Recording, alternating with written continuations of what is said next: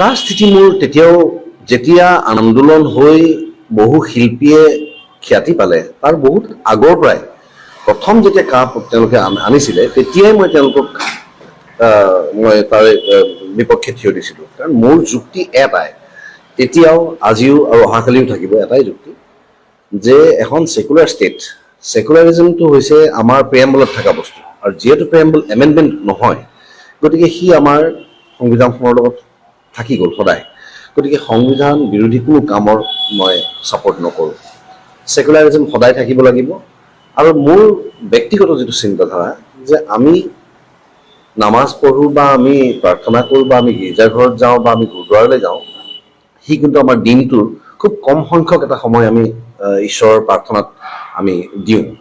সেই 3 minute 4 minute 5 minute বা এঘণ্টা সময়ে মোৰ বাকী 23টা ঘণ্টা নিৰ্ধাৰণ কৰিব নোৱাৰিব। গতিকে মই সেই ধৰণৰ চিন্তাধাৰা মই ভাল নাপাওঁ।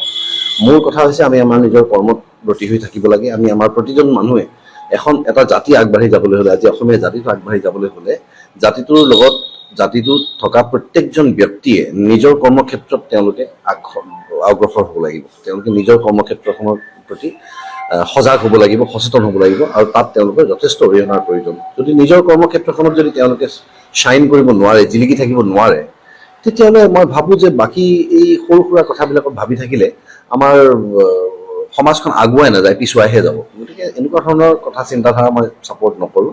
গতিকে মই তেতিয়াও ছাপোৰ্ট কৰা নাছিলোঁ, এতিয়াও নকৰোঁ, আগলৈও নকৰোঁ। কিন্তু এটা কথা মই ক্লিয়াৰলি কৈছোঁ এইবাৰ, যে ৰাজপথৰ আন্দোলনটোত মই এবাৰ হয়তো ভাগ নল'ম।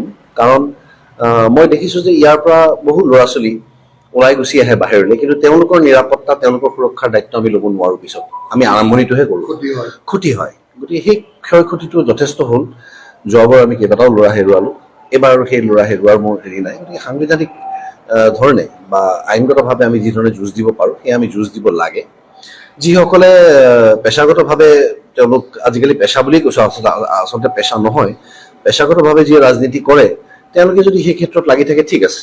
কিন্তু আমি আমাৰ প্ৰতিবাদ সাব্যস্ত কৰিবলৈ মোক এটা সুন্দৰ মাধ্যম দিছে চিনেমা, মোক এটা সুন্দৰ মাধ্যম দিছে কলা সংস্কৃতি, যাৰ মাধ্যমেৰে মই প্ৰতিজন অসমীয়াৰ হৃদয় স্পৰ্শ কৰিব পাৰোঁ। মোৰ প্ৰতিবাদ মই মোৰ শৈলীৰ মাধ্যমেৰেই কৰোঁ। চাই থাকক।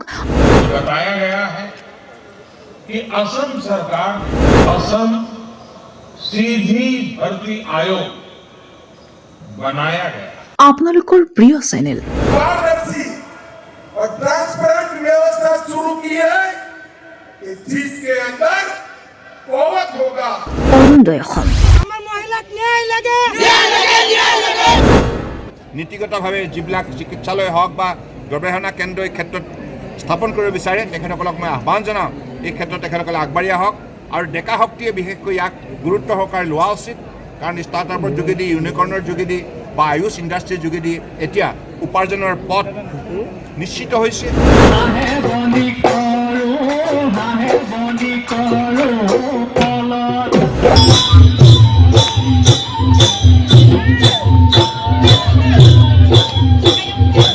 নিৰ্ভীক আৰু নিৰপেক্ষবাদ।